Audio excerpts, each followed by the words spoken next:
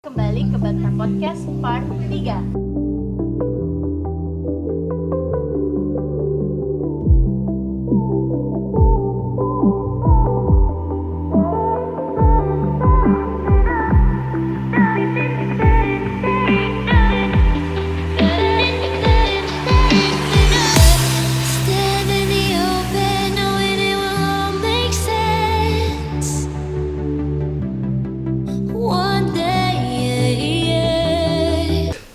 Halo teman-teman generasi inovasi Bakta, salam pramuka. Nah, kembali lagi di podcast Bakta Part 3. Jadi di sesi edukasi kali ini kita akan membahas tentang dunia kepramukaan. Nah, sebelumnya kita sudah bertemu dan berbincang-bincang dengan Ketua Ambalan Ganesha Saraswati. Nah, sekarang kita akan berbincang-bincang dengan penanggung jawab Ambalan Ganesha Saraswati, dan kakak-kakak di sebelah saya ini merupakan para penanggung jawabnya. Nah, sebelum itu kita mulai dengan perkenalan narasumber. Baik, kita mulai dari Koordinator Pembina SMA Negeri 1 Kediri. Waktu dan kesempatan dipersilahkan. Hai, salam pramuka. Pada sore hari ini kita bertemu lewat podcast Pramuka Bakta. Kami sangat antusias sekali. Semoga apa yang kita adarakan mendapat restu dari beliau. Dan ingat, kita harus memakai protokol kesehatan. Baiklah, untuk sore hari ini saya bernama Nikita Antari yang biasa dipanggil Kak Resi. Saya selaku koordinator kegiatan Pramuka Bakta. Sekian dan terima kasih. Nah, itu tadi perkenalan dari Kak Resi yang selaku koordinator pembina SMA Negeri 1 Kediri. Sekarang kita lanjutkan kepada pembina putra Ambalan Ganesha Saraswati. Waktu dan kesempatan dipersilahkan. Oke, salam pramuka. Saya sebagai pembina pramuka putra di SMA Negeri 1 Kediri, nama Wayan Mulyata yang dikenal dengan Kak Muli. Oke. Nah, itu tadi perkenalan dari pembina putra. Sekarang kita lanjut ke pembina putri. Waktu dan kesempatan dipersilahkan. Hai adik-adik semua, semoga selalu sehat ya. Perkenalkan ya, di sini kakak bernama Ibu Siti Agung Suryasih yang biasa dipanggil Kak Agung ya. Jadi Kak Agung di sini sebagai pembina Pramuka Putri yang mulai bergabung di Bakta ini dari tahun 2005.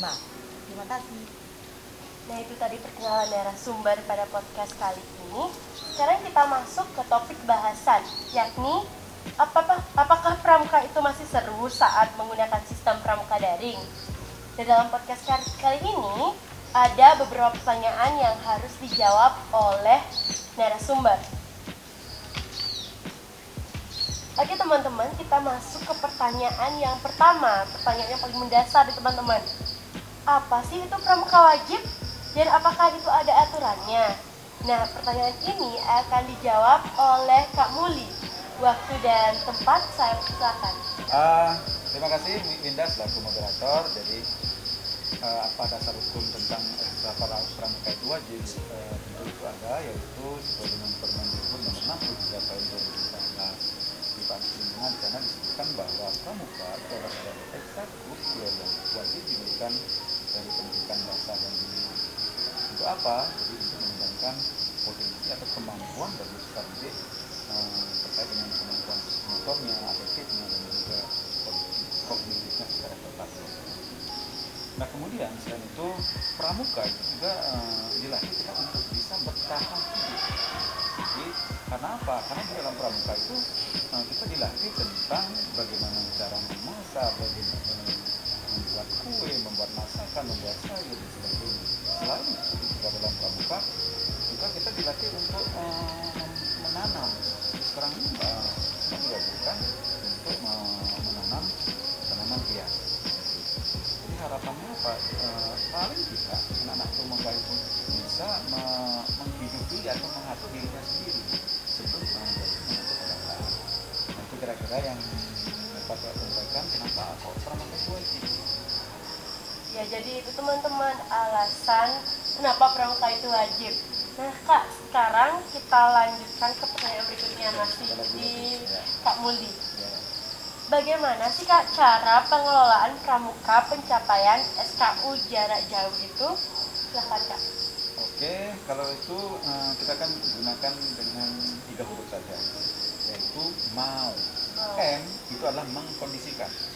Artinya apa? Jadi sebelum pembelajaran daring itu dimulai, itu yang perlu dipastikan itu adalah kesiapan, mulai dari peralatan, HP-nya kah, kemudian sinyalnya seperti apa, udahnya sudah cukup atau tidak.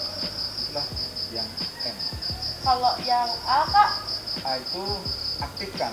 Jadi yang perlu diaktifkan itu adalah kode kehormatan.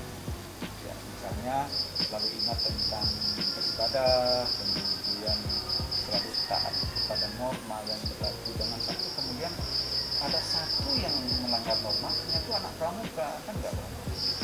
Nah, kemudian hal-hal lain juga adalah tetap rendah hati, ya, karena itu ketika kita rendah hati, jadi ya orang akan simpati kepada kita. Iya, yang terakhir U Kak. Apa itu U? Mau, ada U yang terakhir adalah umpan balik. Jadi yang penting itu adalah dengan umpan. Kenapa umpan balik ini menjadi penting?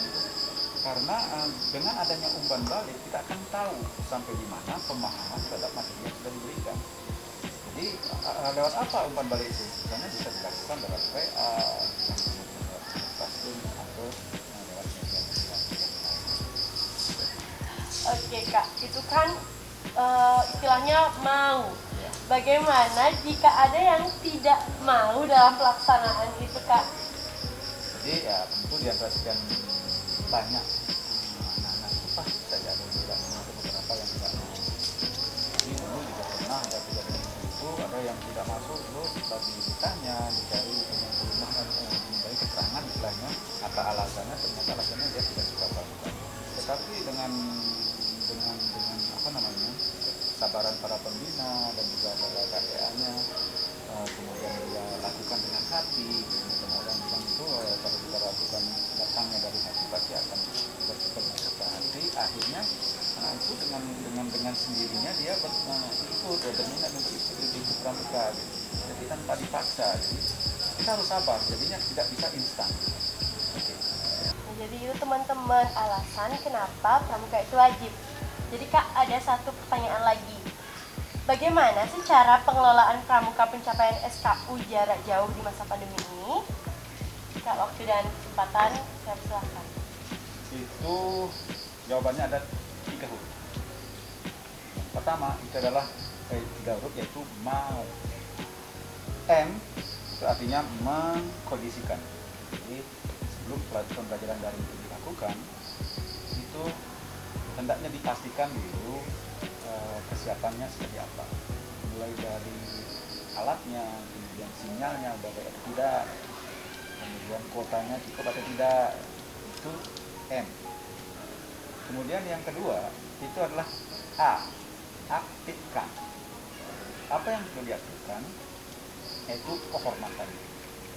Misalnya selalu ingat ibadah, kemudian taat dengan norma, rendah hati, jadi itu A, ya. Kemudian yang terakhir adalah U, mau, umpan balik. Nah, ini jadi penting, karena apa? Jangan sampai kemudian anak pramuka itu hanya menerima saja, tapi yang paling penting bagaimana dia bisa memberikan umpan balik. Seperti apa modelnya? Itu lewat WA, classroom.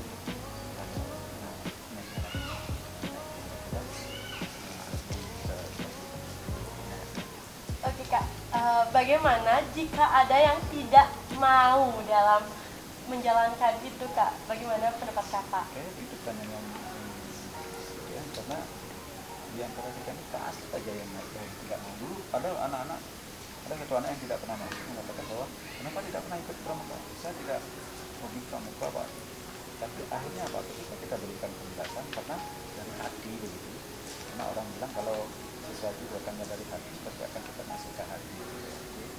kita berikan penjelasan dari hati, kemudian terus menerus, dan dari banyak pembina gitu, akhirnya mereka mengerti dan mau melaksanakan kegiatan pramuka itu. Itu.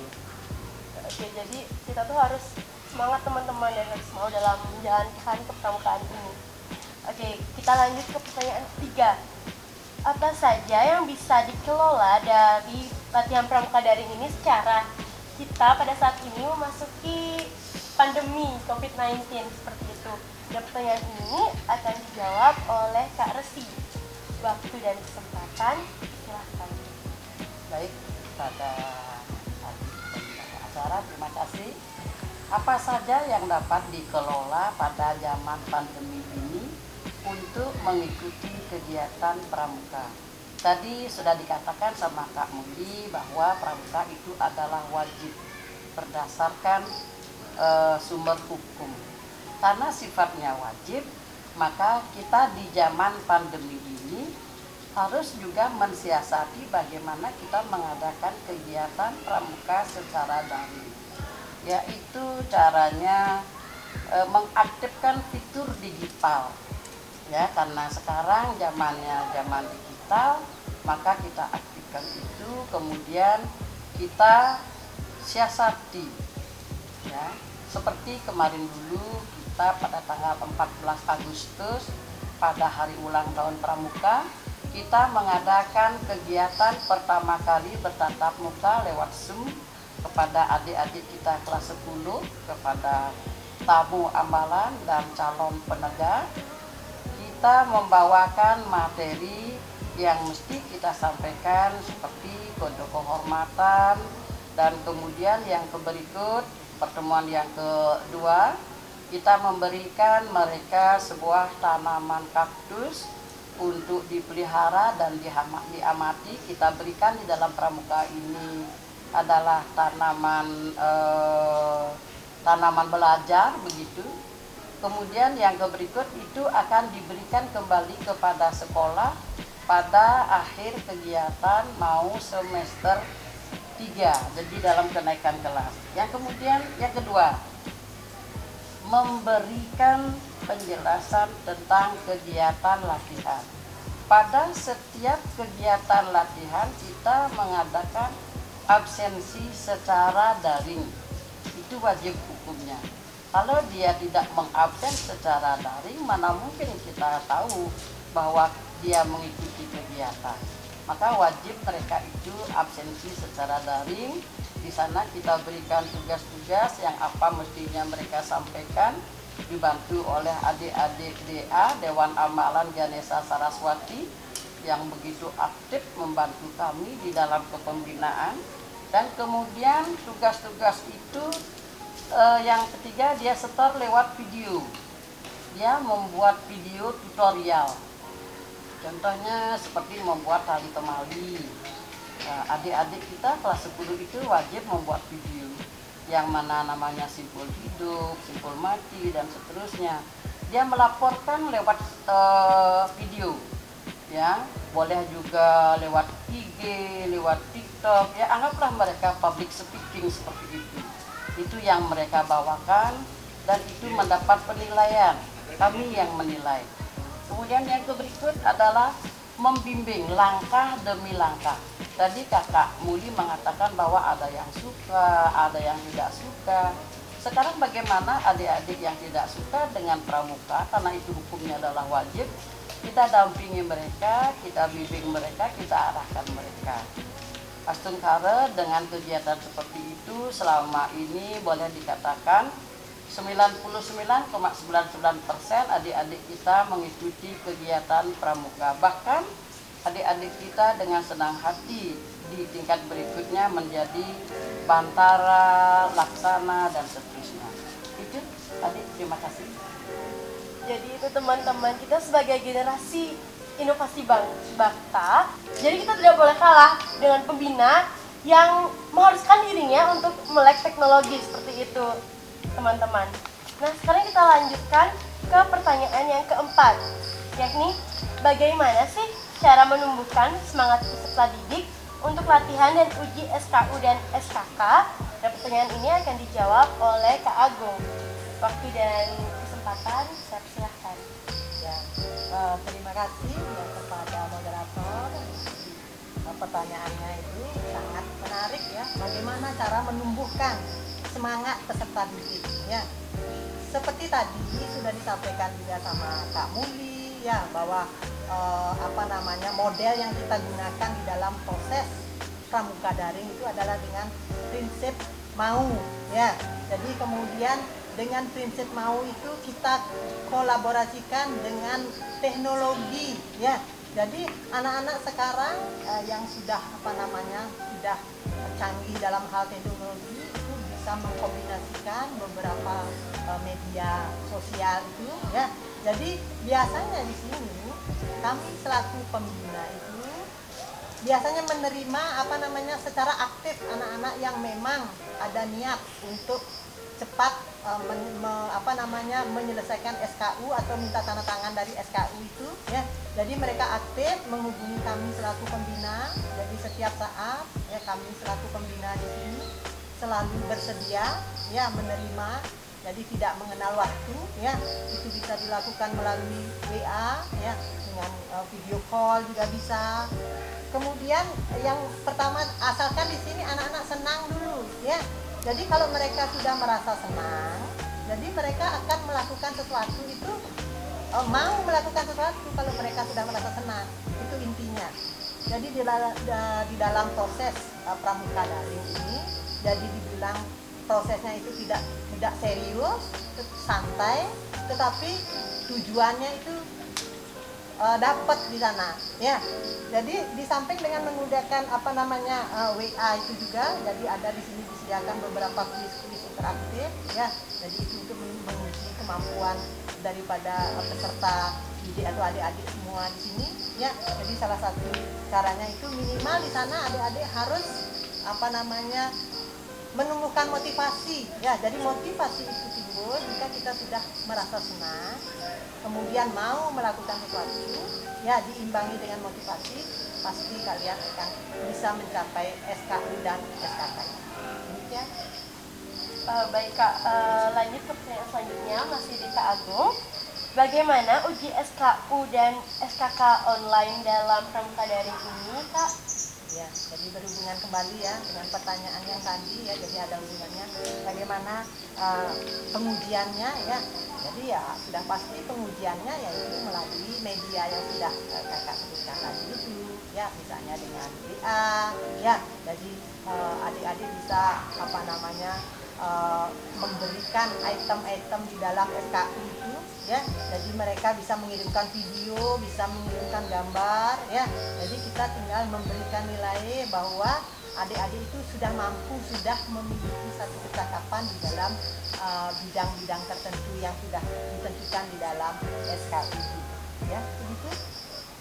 Ya, ada lagi lupa mungkin kakak tambahkan ya, di samping dengan menggunakan WA itu kita sudah menggunakan yang namanya Google Classroom ya.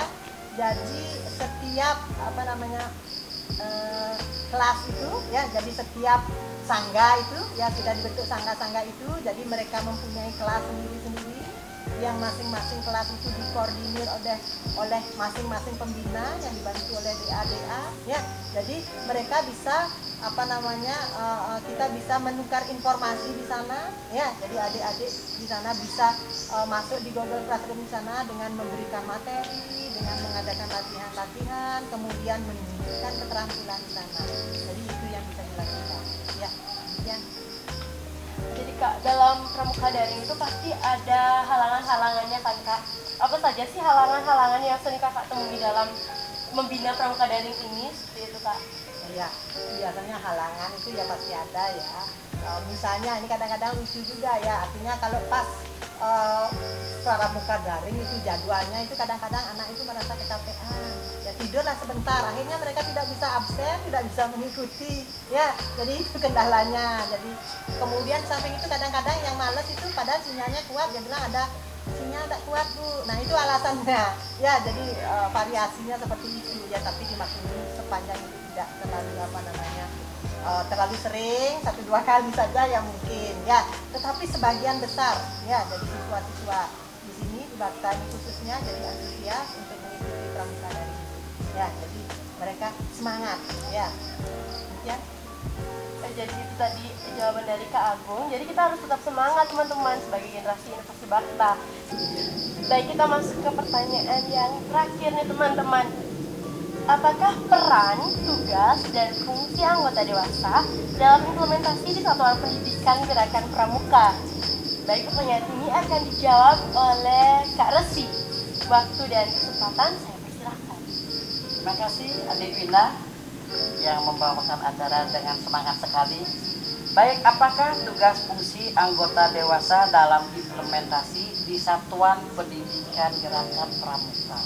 Tugas dan fungsi kita sebagai pembina atau yang disebut dengan pramuka dewasa, yang keren sekarang disebut dengan baby boomer. Konon katanya usia kita 50 ke atas itu disebut baby boomer.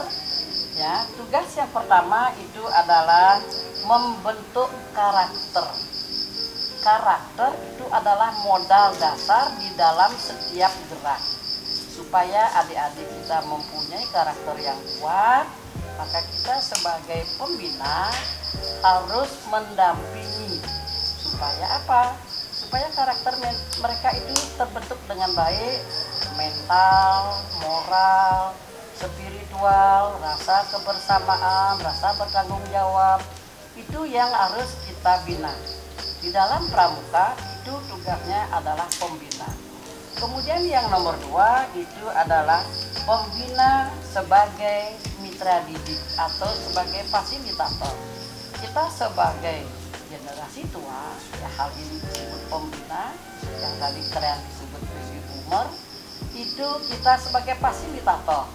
Apa yang diinginkan oleh adik-adik dalam berkegiatan pramuka yang sesuai dengan kode penghormatan yang berdasarkan atas hukum, itu harus kita memfasilitasi. Seperti kalau di zaman COVID sekarang, semua adik-adik harus memiliki HP atau perangkat digital.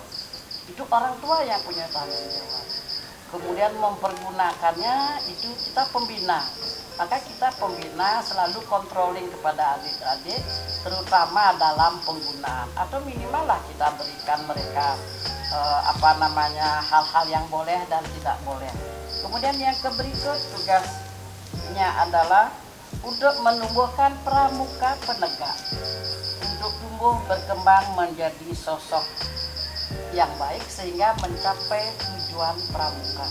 Memang pramuka tidak menjaminkan untuk mereka menjadi pegawai, untuk menjadi bos, seorang pengusaha sukses dan seterusnya. Tetapi ketahuilah pramuka itu adalah merupakan kegiatan fundamental untuk membentuk watak, karakter, mental, dan moral yang sesuai dengan dasar dharma dan kode kehormatan kita. Yang lagi satu itu adalah Trisatya. Kemudian yang berikut itu pembina pramuka melaksanakan tugasnya harus mengikuti beberapa item. Yaitu 1, tetap kita mengarahkan adik-adik pada kode kehormatan. Kemudian yang kedua, kita itu adalah mempunyai tugas agar kegiatan terselenggara secara teratur. Kalau kami di Ambalan Gugus Ganesha Saraswati, setiap hari Jumat itu adalah waktu kita mengadakan kegiatan pramuka. Itu terstruktur. Kemudian yang ketiga adalah terwujudnya penegak yang berkepribadian. Ya, kitalah yang mempunyai tugas bagaimana membentuk pribadi-pribadi yang kuat sehingga dapat bertanggung jawab pada diri sendiri, keluarga, sekolah, masyarakat, nusa dan bangsa.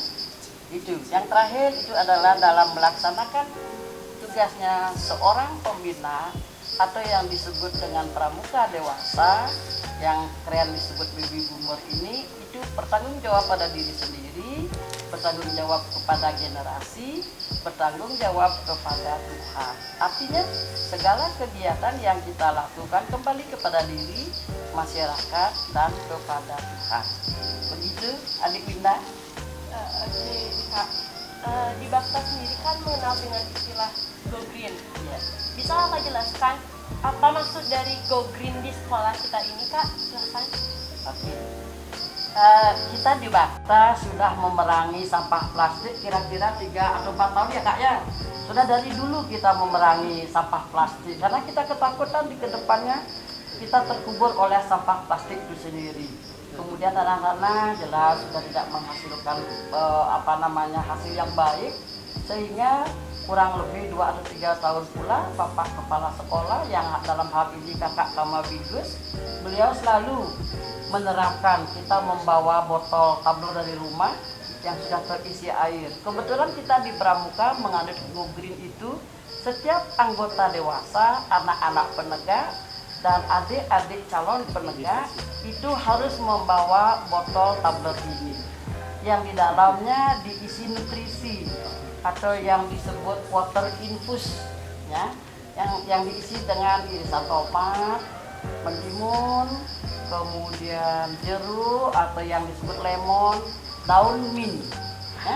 Caranya kita sebelum diiris kita bersihkan, kemudian kita masukkan ke dalam air yang sudah steril, kemudian kita rendam 2 atau 3 jam, baru kita bawa ke sekolah, kita boleh minum. Di samping dia mengandung unsur green, juga ini mengandung obat, menurunkan hipertensi, kolesterol, dan yang jelas setelah minum air ini pasti kita merasa segar gitu kakak-kakak kan. Nah, kita di Pramuka selalu menyediakan seperti ini dan kita harus membawa, bahkan kalau tidak membawa kita sidak ya, kita beri ganjaran dengan push up, menyanyi dan seterusnya. Karena apa? Allah bisa karena biasa. Seperti itu. Adik Winda, terima kasih. Jadi bukan hanya untuk pembina saja teman-teman, tapi untuk kita semua agar kita terhindar dari yang namanya sampah plastik seperti itu. Nah, sebelum saya tutup podcast pada hari ini, saya ingin bertanya nih kakak-kakak, apakah ada pesan untuk kami selaku generasi inovasi Bakta dalam saat ini, Kak? Baik, terima kasih. Sudah rupanya yang pertanyaan paling bontot ya. Jadi untuk kita pembina tetap semangat, tetap semangat. Kemudian untuk adik-adik, tolong semangat juga, bahkan lebih semangat. Dan ketok tularlah ilmu pramuka ini. Yang jawabannya tadi kuncinya mau dan dari hati, ya kan Kak Muli? Ya dari hati. Kalau sudah dari hati tapi kembali ke hati itu pasti itu. Maka daripada itu, ayo kita berpramuka. Pramuka Bakta semakin jaya. Jaya Pramuka Bakta kalah karena kalian yang hebat. Ayo kita yelkan Pramuka Bakta hebat. Ayo, Pramuka Bakta hebat. Terima kasih. Jadi seru ya kegiatan pramuka daring teman-teman. Nah mulai sekarang teman-teman nggak semangat dalam melakukan pramuka daring. Dan walaupun daring tapi masih tetap seru teman-teman. Nah dari edukasi tentang pengelolaan pencapaian SKU jarak jauh atau daring hingga wawasan peran, tugas, dan fungsi implementasi anggota dewasa. Nah, jadi kami generasi inovasi Bakta mengucapkan terima kasih kepada kakak-kakak telah memberikan kami materi yang sangat luar biasa pada podcast kali ini. Kami minta maaf apabila ada kesalahan-kesalahan dalam berkata, dan kami tutup dengan terima kasih dan sampai jumpa. Salam Pramuka. Bye-bye. Salam Pramuka. Bye-bye.